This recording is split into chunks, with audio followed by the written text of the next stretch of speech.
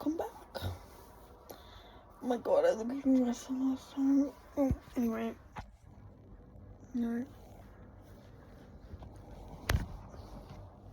Ta-da! It's right there. Anything on my shirt this time? No, I think we're good.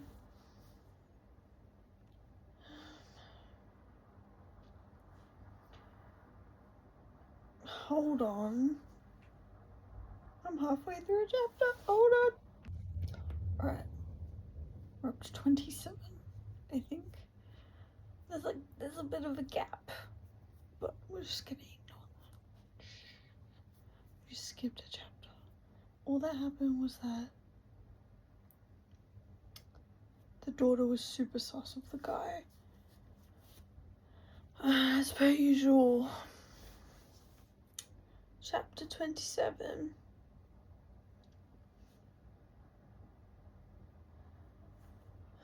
Martha pulls Nala out of her crib. Her face is red, raw, blotchy, slick with tears.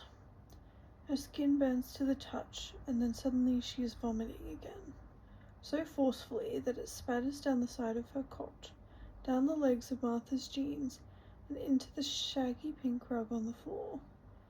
Oh, says Martha. Oh God, oh baby. She pulls Nala to her, and then Nala is screaming violently, like she has never screamed before. Martha is about to rush Nala to the bathroom when she looks down and sees that Baxter has got into the room and is busy licking up globules of fresh vomit from the pink rug, and she roars at him. Baxter, no, and pushes him roughly away from the rug with the side of her foot.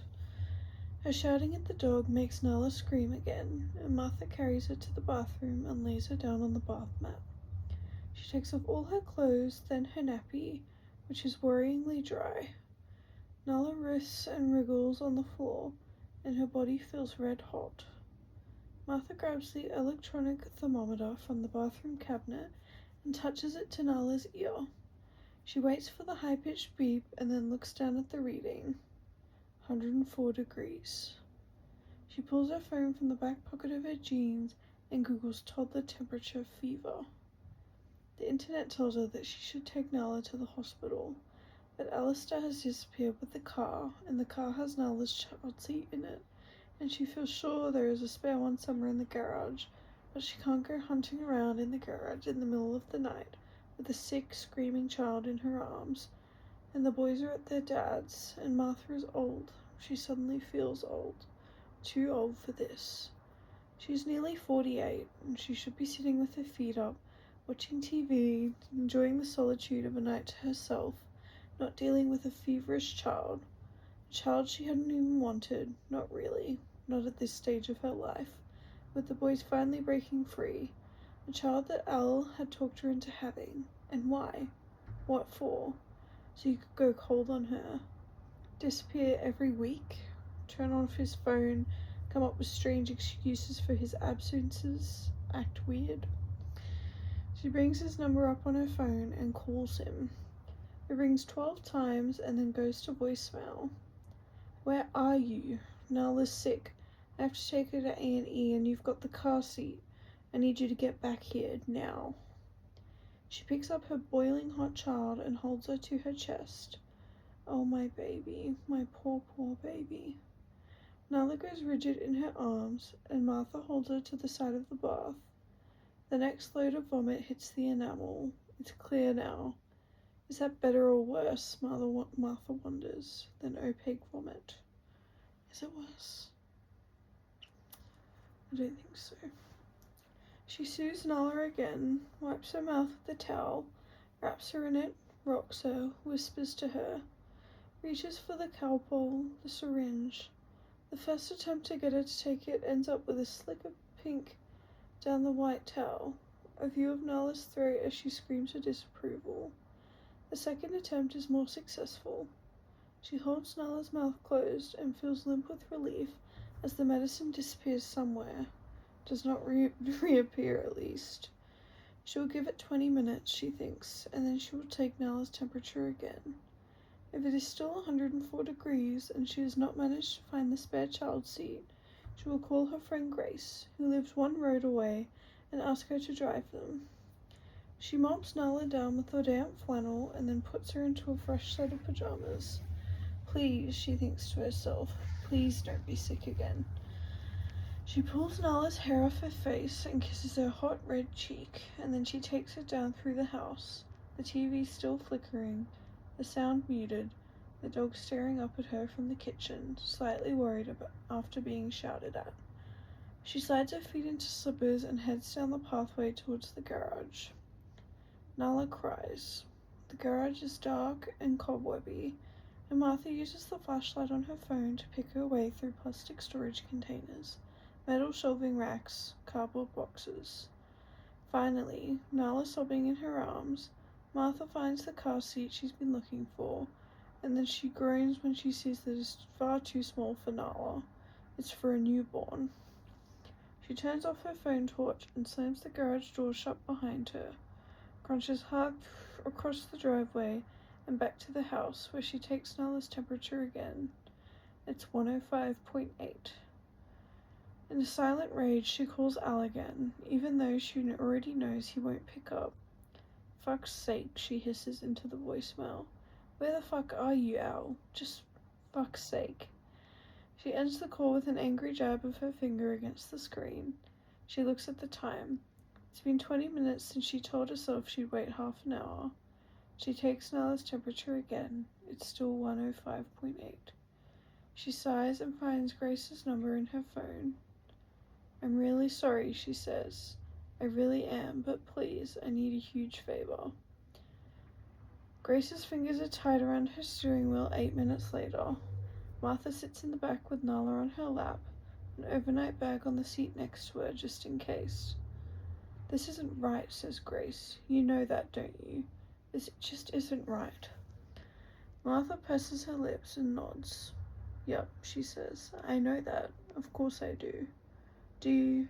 Grace pauses, looks into her wing mirror, then flicks her indicator to the right to pull into the next lane. Do you think he might be having an affair? I've thought about it.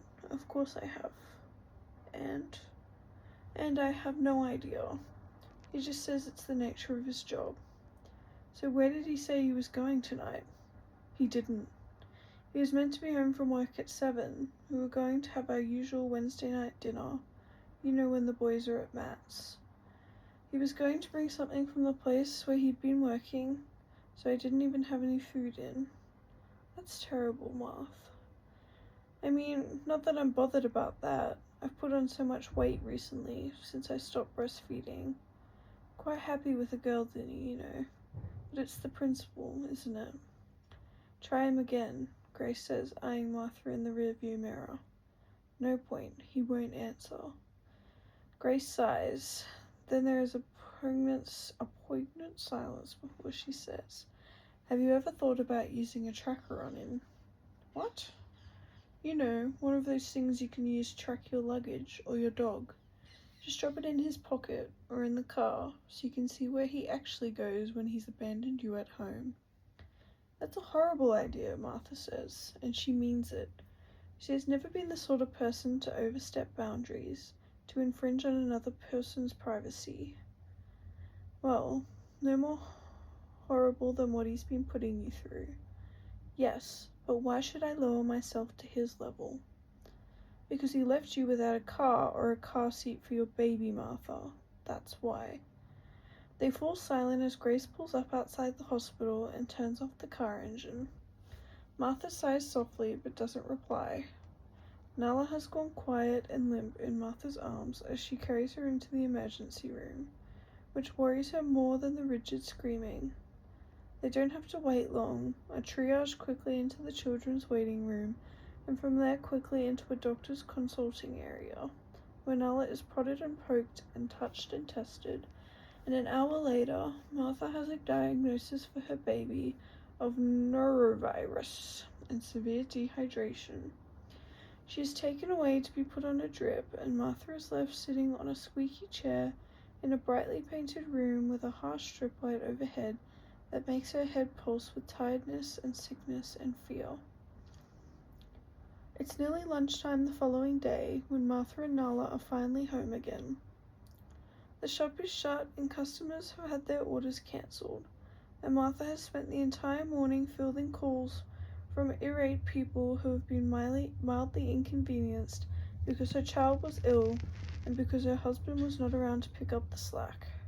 And now she knows, without a shadow of a doubt, that she can't do this anymore. She can't do any of it. She can't do the shop, she can't do the business, she can't do the juggling of it all, and she really cannot, do Alistair Gray, her stupid fucking husband, with his stupid fucking job and his stupid fucking phone that he never switches on when he's not at home. She needs a break from everything, from all of it.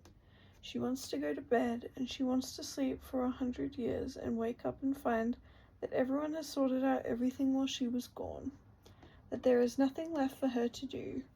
That she can finally sit down. Martha won't be able to take Nala to the childminder now for at least a few days as she has an infection. She'll have to keep her at home or take her to the shop, and it's cold in the shop, and Nala is ill and needs to be in a warm house with a television and toys, and her mother sitting on the sofa with her. She'd opened Martha's Garden 7 years ago and had seen it as her ticket to midlife contentment, a dream come true, the thing she was always destined for. She thinks back to those early days, getting the keys to the shop, choosing paint colors with the boys, her first drive to a customer's house with a van full of table displays for their daughter's wedding. It was hard work. It had always been hard work, but it had been going somewhere, building towards something. She thought of another branch, maybe two, maybe a small empire, a soft landing into retirement with money in the bank and a legacy. But then life had taken over, and now this, a sick child, and a husband who had disappeared in the car with the child seat in it. And where is all this money going? Why does it not matter that however hard she works, however many hours she slogs, there is never any money? She puts Nala into her cot, and for once Nala is asleep immediately, her face a picture of relief to be home. She turns onto her side, and Martha stares at the curve of her cheek, the kick of strawberry blonde hair, the curl of her fists, and she aches inside with it all. Her choices, her decisions.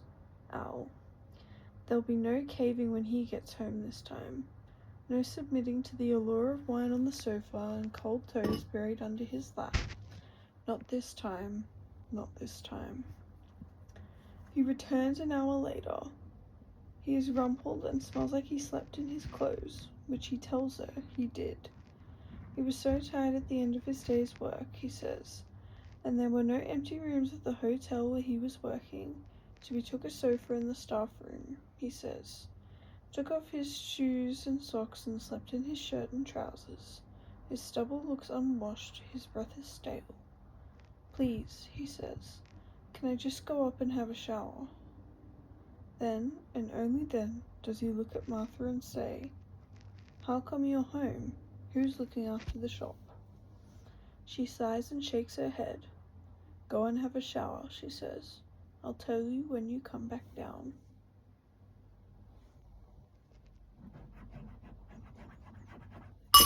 Oops. Oop.